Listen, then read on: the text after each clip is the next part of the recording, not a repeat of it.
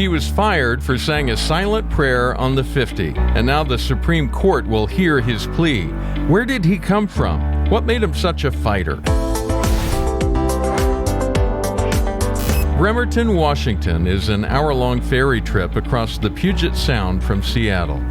Everything here is built around the Navy shipyard, both the town and the lives of the people who work here. Those people are hard-working and friendly, but for many it's a hard life without a lot of options. This is the high school field where our client, Coach Joe Kennedy, took a knee on the 50-yard line for that silent prayer. The school district fired him for that. But there's so much more to Joe Kennedy than that 15 seconds.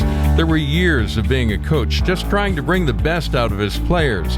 As a former Marine, if they got hurt, he'd just tell them to rub some dirt on it and keep going. I would take my whole football team on a run, at least once, and we did the bridges. And I took them on the long way around, which is it's about 5 miles.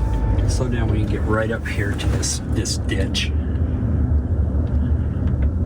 So, being good citizens, there was a couple of shopping carts that were up here in this parking lot. And so we were going to return them here to the store.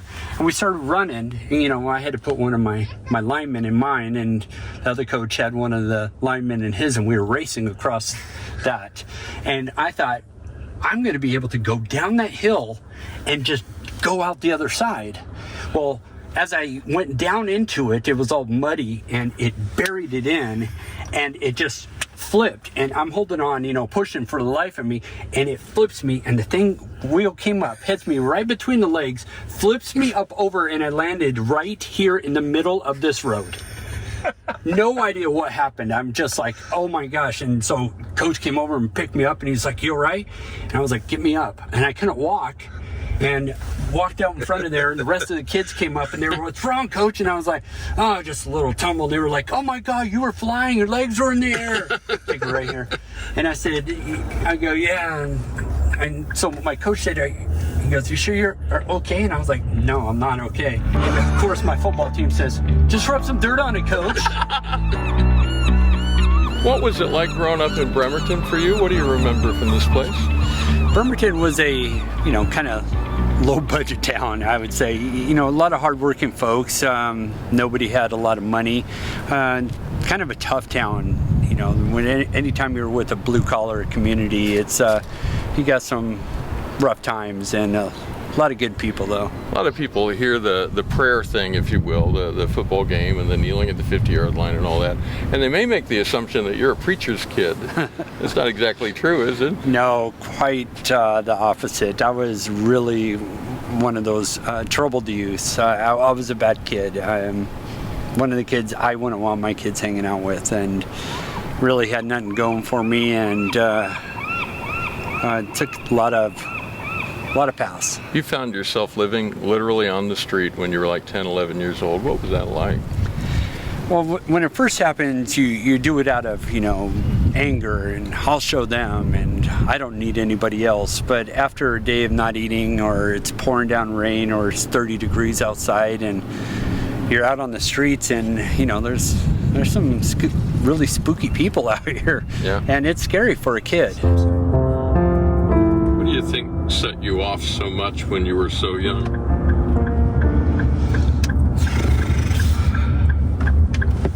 Another left. I don't know. I don't know where all that kind of anger comes from. I mean, it seemed like everything was fine. I mean, I was mischievous, but things didn't get bad until it was right after my parents told me that I was adopted, and me and my sister were adopted, and that all kind of made sense, and it just solidified that big wedge in our family, and we both came off the rails right at that point. And I don't know, 8, 9, or 10, somewhere in there when I was a kid, I needed a place to stay. I was homeless and no place to go, pouring down rain. So I walked my way up here to the church, and I knew that churches are a good, safe place to actually go. And it was all locked up in the middle of the night, so I kind of jimmied the door open and walked in, and it was probably the most terrifying night of my life. I think it was going to be a warm, safe place, and it was, but, all wood and candles burning and shadows, and it was probably the spookiest place on earth. And it's great to be able to find a place that is, relatively safe for a kid. I mean, what are you going to do when you're 10? I mean, where do you stay? Part of your story is you grew up in Bremerton, had a troubled youth. It was rough. Right. You came back to Bremerton. Tell me why. What made you come back here? What did you hope to accomplish? At first, I just wanted to get back to my roots, and I kind of wanted to, prove to others, this is what I've become. This is what I've done with my life, and that's kind of boring. You really realize why I'm back here is because there's a need in this town. The kids at the high school, I need to give back to my community, and I'm not equipped to help out in church realm or any of these other kind of things, but leadership and development of young men from the military was right up my alley, and it was the absolute perfect calling that I could give back to my community and actually kind of like do penance. It's how do you atone for a lifetime of causing pain to others? And I like to think that, I know that's not what it's all about, but it does make you feel good to know that you can reach out and help at least one kid who's going through something that I went through when I was a kid. When you talk about them, I get the impression that in the eyes of the kids that you work with, the young men that you work with, you saw yourself a lot. Too many times. I saw me very much so. And it breaks your heart to see kids that, a lot of these kids don't have a father, single family homes, mom's doing the best they can, and they need positive male role models, and you can't get it on TV. You're not going to get it home. You're not going to get it out in the school. Where do you get it? Somebody has to reach into these kids' lives and be there for them. So that was really how I saw those kids. It was like, there's a chance that I could reach out and not be left and help these kids become something, so they didn't have to go down the roads that I went down. You prayed, you got fired. This has been a 7-year battle, give or take. Now it's real. It's at the Supreme Court. We're just, it may be as soon as a few weeks from now. Several weeks from now. What's it like being in the middle of that? You've really been carrying this for a long time. What's it like to be, in a sense, first and goal and see that here we are? You can use a perfect analogy of that. It feels like double overtime, and you're against your, cross-team rival. I think about we've been through court. I don't know what this is going to be our 6th time. Yeah. And after you get beat 6 times by a team, it gets old really quick, and you don't want to go for that last one and end up losing in double overtime. And that's the way I feel right now, is that it's about time it's heard by the right people, and it's a finale. We're going to get the answer, and whatever the answer is the answer. There's nothing else after. You talked about getting beat several times, but really, that was just the score along the way. The only score that really matters is the score at the end of the game, and that's what we're about to see.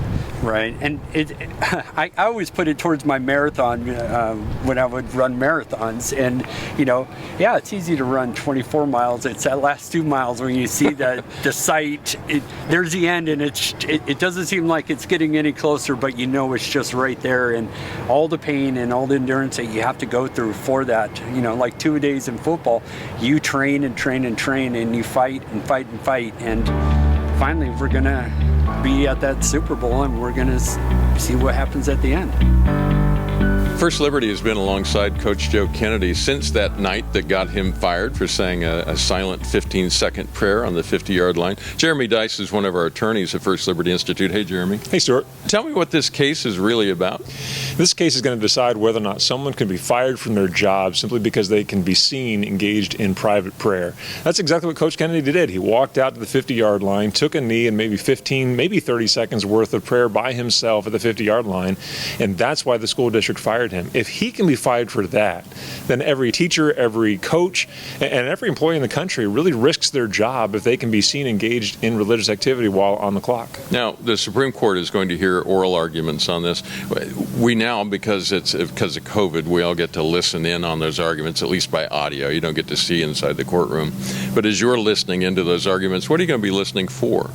Well, I'm going to be wanting to hear what the questions are and how far they're going to want to take this case. For instance, Bremerton offered Joe a couple different of accommodations that really were not very accommodating at all. For instance, he could have gone into the school building is way over there across the field, up the hill to take that prayer up there. But I mean, that's a significant walk in which he's got to go inside and frankly send a wrong message. I'll talk about that in a second. Or he could have gone into the press box, which happens to be right above our heads. Right above us. But in order to do that, he'd have to walk outside, around the block, up the stairs, and into the press box, which doesn't make any sense either.